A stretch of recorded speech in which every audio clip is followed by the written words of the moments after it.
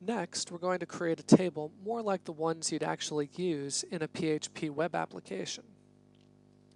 The first table will keep track of all registered users. We'll give each user a unique identifier, track their email address, and save a hash of their password. A hash is simply a way to verify that a user enters a particular password without actually having to store the password itself. This improves application security and your user's privacy. Even if someone were to steal your database, they still wouldn't have your user's passwords. For more information, Google password hash and read away. Let's go back into phpMyAdmin and create another database. Under Create New Database, type Newsboard and press the Create button. You now have a brand new blank database. Let's add a table with some columns. Under Create a New Table, name the table Users, and we'll have 3 fields.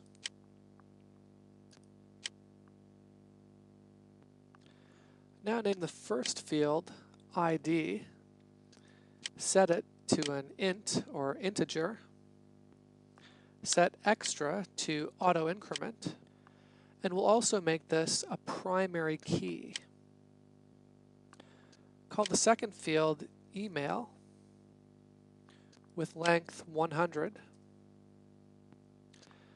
and the third pwd hash also with length 100.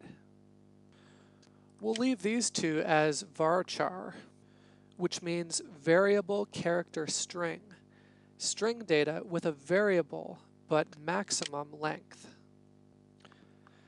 Now press the Save button. You'll see the SQL code that phpMyAdmin created for you to generate the table.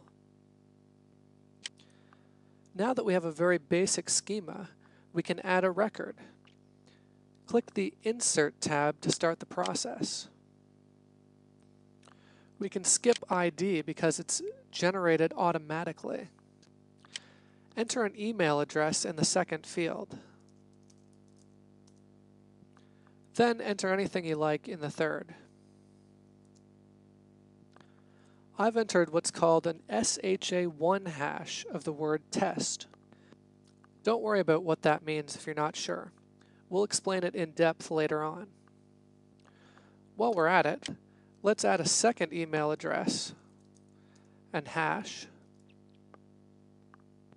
and then press go.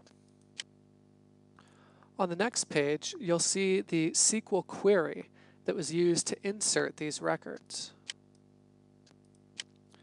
Click the Browse tab, and phpMyAdmin will perform a select query to list all the records currently in your database.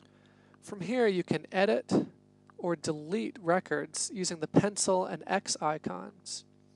You can even select multiple records to edit, delete, or export. The Structure tab shows all of your fields or columns, along with their corresponding attributes. Search allows you to dig through large databases to find specific information. We've already used the Insert feature to add records. You can try adding a few more yourself. Finally, have a look at the second table in our database schema. It will have 4 columns. Give phpMyAdmin a try and create this table on your own.